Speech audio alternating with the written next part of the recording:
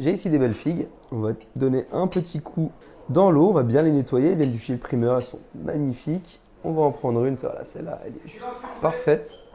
Et on passe directement à la suite. J'ai ici une belle figue, la plus belle de toutes. Regardez bien ce que je fais. On fait quelques petites entailles au couteau bien aiguisé. Je vais jusqu'au fond, mais pas jusqu'en haut. C'est très important de garder quand même une structure. Vous allez savoir, c'est très facile à faire. Ça donne un petit côté très joli.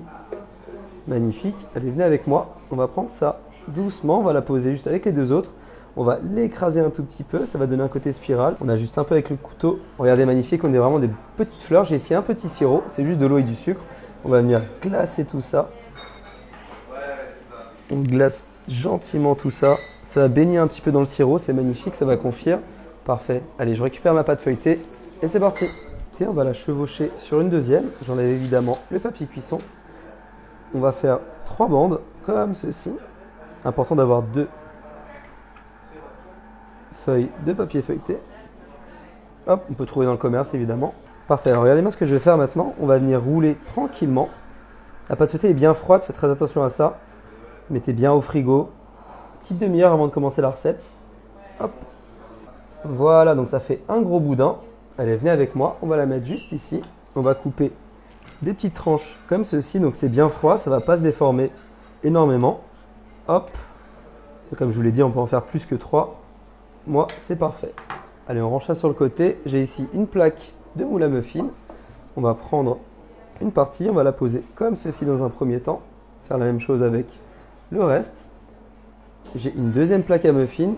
Et la petite astuce, c'est juste d'appuyer comme ceci dessus. Donc la pâte va vraiment prendre la silhouette du moule et ça va créer des petits moules très sympas, des fonds de tarte très sympas. Allez, suivez-moi directement. On va directement au four, 180 degrés. Il y a une double cuisson. On commence par 10 à 15 minutes. Je reviens ici avec ma plaque du four. Donc, comme je vous l'ai dit, c'est mi-cuisson. On retourne, il y a une double cuisson. Hop, regardez-moi ça. Ils ne sont pas complètement cuits, c'est exactement normal. Hop, on pose ça juste ici. Vous avez vu, c'est très mignon, très facile à faire. Donc, on a vraiment un petit fond de tarte en pâte feuilletée. Revenez ici. Petite crème d'amande.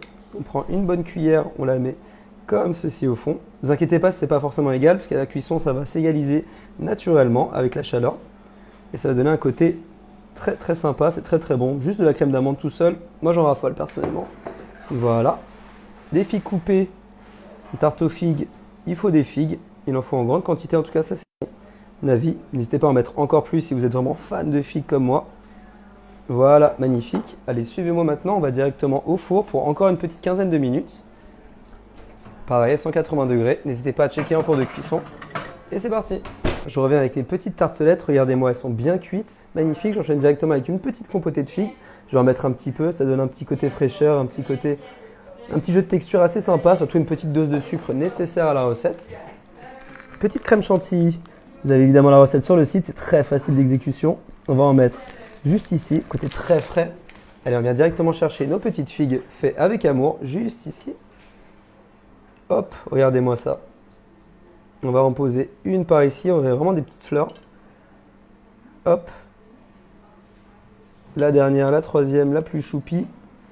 On va la mettre juste à côté. Regardez-moi ça, c'est bien garni, c'est magnifique. On reprend notre poche de crème chantilly. On va faire une boule par ici, une ici. Évidemment, c'est optionnel, moi je décide de le faire comme ça. Rien ne vous empêche de le faire absolument comme vous voulez.